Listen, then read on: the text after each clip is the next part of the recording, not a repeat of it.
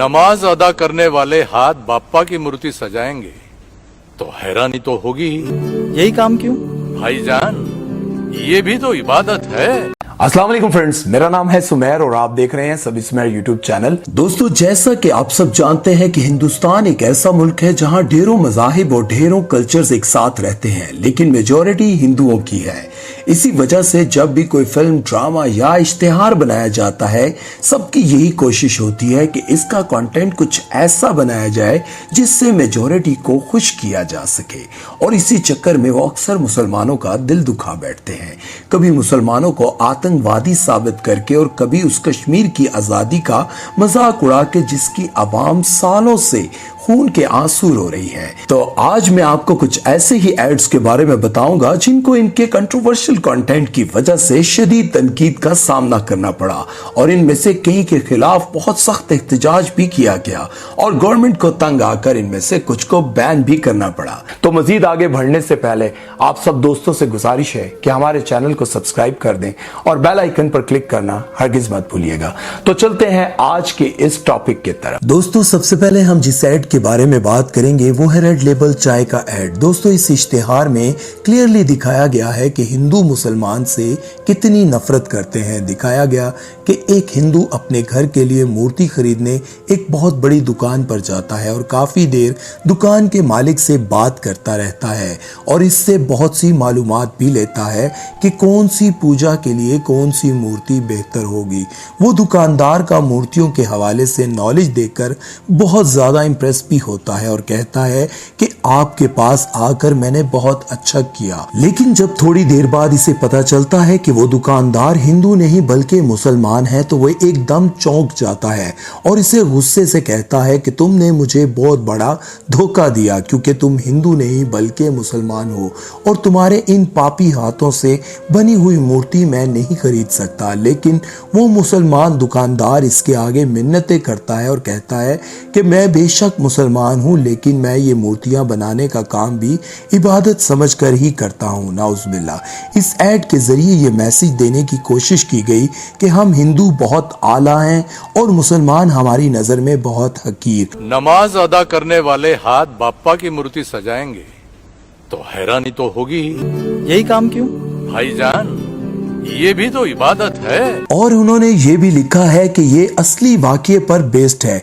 दोस्तों, इसको असली वाक़या कहना सरासर ज्यादती है क्योंकि इससे लोगों के दिमाग में ये बात डाली जा रही है कि मुसलमानों का इंडिया में बुत और मूर्तियां बनाना बहुत आम सी बात है। नेक्स्ट है घड़ी वॉशिंग पाउडर। दोस्तों, आप सब बहुत अच्छी तरह जानते हैं कि इंडिया में मुसलमान कम और हिंदू बहुत ज्यादा हैं। हिंदू अपनी ताकत के बलबूते पर मुसलमानों को टॉर्चर करते रहते हैं, बल्कि मुसलमानों की इबादत में खलल डालते हैं और इनको इनके मजहबी त्यौहार भी मनाने नहीं देते और इनको मजबूर करते हैं कि इनके त्यौहार में इनका साथ दें। होली का दिन दिखाया गया और तमाम हिंदू होली खेल रहे हैं और ऐसे में एक मुसलमान लड़की वहां से गुजर रही होती है और चंद हिंदू गुंडे जो भंग के नशे में धुत होते हैं इसको देखकर कहते हैं कि हाय मजा आ रहा है।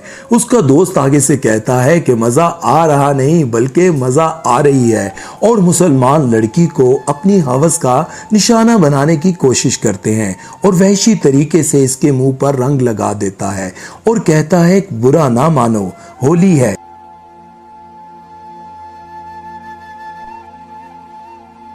अब हम बात करेंगे मशहूर गेम शो कौन बनेगा करोड़पति के एक इश्तिहार की। आप सब जानते हैं कि ये शो मशहूर फिल्म स्टार अमिताभ बच्चन ने होस्ट किया और इसके कई सीजन टीवी पर कामयाबी से चलते रहे। इस शो के लिए एक ऐड बनाया गया जो कई महीनों तक इंडियन टीवी पर चलता रहा। इस ऐड में दिखाया गया कि एक मोहल्ले में दो घर ऐसे हैं जिनमें एक घर मुसलमानों का है और दूसरा घर हिंदुओं का और ये घर एक दूसरे से इतना क्लोज हैं कि इनकी दीवारें भी जुड़ी हुई हैं, लेकिन इसके बावजूद दोनों घरानों में इतनी दुश्मनी है कि ये दोनों एक दूसरे के खून के प्यासे हैं।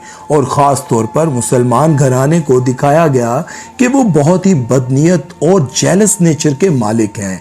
हिंदुओं का ये लड़का कौन बनेगा करोड़पति में सिलेक्ट हो जाता है और वो जब अपने बाप और भाइयों का आशीर्वाद लेकर घर से निकल रहा होता है तो मुसलमान अपने घर से इसको देखकर बहुत जल रहे होते हैं और बहुत गुस्से में होते हैं कि हिंदुओं का ये लड़का कामयाबी की तरफ क्यों जा रहा है, और दुआ कर रहे होते हैं कि या अल्लाह ये लड़का नाकाम और रुस्वा होकर घर वापस आए, और इसका खूब मजाक भी उड़ा रहे होते हैं कि शक्ल देखो और चला है केबीसी जीतने के लिए। लेकिन फिर दिखाया जाता है कि हिंदुओं का वो लड़का इतना अच्छा है कि अपने मुसलमान पड़ोसियों को इज्जत देने के लिए शो के दौरान इनको फोन करके एक सवाल का जवाब पूछता है। दिखाया गया है कि हिंदू इतने अच्छे हैं कि मुसलमानों को इतनी इज्जत देते हैं, इनसे इतना प्यार करते हैं, मोहब्बत करते हैं, और मुसलमान इसके बदले में इनके साथ लड़ने मरने के लिए तैयार रहते हैं। अब हम इस एड के बारे में बात करेंगे जिसमें दिखाया गया है हिंदू और मुसलमान आपस में क्रिकेट मैच की तैयारी कर रहे होते हैं। अब इन्होंने कोशिश की तो एक अच्छा मैसेज देने की, लेकिन जिस तरह से इश्तिहार को पेश किया गया वो तरीका बहुत ही अजीब था। इस एड को इस तरह बनाया गया कि सबको लगे कि हिंदू और मुसलमान आपस में लड़ने और मार कुटाई की तैयारी कर रहे हैं। इससे भी बुरी बात उन्होंने इस एड में ये दिखाई कि मुसलमान जब इस मैच की तैयारी कर रहे होते हैं तो उसको इस तरह से शूट करके दिखाया गया कि जैसे वो कोई किसी फितने की तैयारी कर रहे हो और किसी बहुत बड़ी लड़ाई की तैयारी कर रहे हो। उनके हाथ में दिखाया गया कांच की बोतलें, ईंटें, पत्थर और लकड़ियां और फटियां, जैसे कि वो किसी बहुत बड़ी जंग के लिए जा रहे। और तो और इस एड को इस तरह से बनाया गया कि सबको लगे कि हिंदू और मुसलमान आपस में लड़ने और मरने के लिए हर वक्त तैयार रहते हैं। कोई डंडा उठा कर ला रहा है और कोई ईंटें और कोई शीशे की बोतलें। इस एड के जरिए ये तासुर देने की कोशिश की गई कि हिंदू और मुसलमान आपस में सिर्फ और सिर्फ लड़ ही सकते हैं, एक दूसरे को तबाह और बर्बाद कर सकते हैं। हमारे दिमागों में ये बात बिठाई जा रही है कि इस तरह का वायलेशन बहुत आम सी बात है और यही नॉर्मल भी है। अब ये बात तो आप सब अच्छी तरह जानते होंगे कि जिस चीज को बार बार दिखाया जा रहा हो वो चाहे जितनी भी अजीब हो गरीब हो, बार बार देखने के बाद इंसान को वो बात आम लगने लग जाती है। और ये लोग इस एड में ये सब कुछ दिखाकर नॉर्मलाइज करने की कोशिश कर रहे हैं कि मुसलमानों को मारना और इनकी जान देना एक आम सी बात है। दोस्तों, मुझे ये बात समझ में नहीं आती कि आखिर पूरी दुनिया में फिल्म्स, ड्रामा और एड्स मुसलमानों के खिलाफ ही क्यों बनाए जाते हैं, जबकि पाकिस्तान वाहिद एक ऐसा मुल्क है जहां पर कभी भी किसी फिल्म या फिर ड्रामे को किसी भी मजहब से जोड़ा नहीं जाता और ना ही किसी एड को। पाकिस्तान एक वाहिद ऐसा मुल्क है जहां पर हर मजहब का ख्याल रखा जाता है, उनके जज्बात का ख्याल रखा जाता है और इस चीज का खास तौर पर ख्याल किया जाता है कि किसी भी मजहब से रिलेटेड लोगों का दिल ना दुखाया जाए। तो आप तमाम दोस्तों से जो मुझे इंडिया से देख और सुन रहे हैं उनसे भी गुजारिश है कि अपने लोगों को और अपने डायरेक्टर्स और टीवी ड्रामाज और फिल्म बनाने वालों को ये बात समझाने की कोशिश करें कि कभी भी किसी मजहब को टारगेट करके फिल्म, ड्रामा या फिर कोई एड ना बनाया जाए, क्योंकि मजहब का मजाक करना और उन लोगों के दिल पर क्या बीतती है ये शायद आप लोग कभी ना जान पाए। अपना बहुत सारा ख्याल रखिएगा। सुमैर चौधरी को दीजिए इजाजत और मेरी बातों पर गौर जरूर कीजिएगा। अल्लाह हाफिज।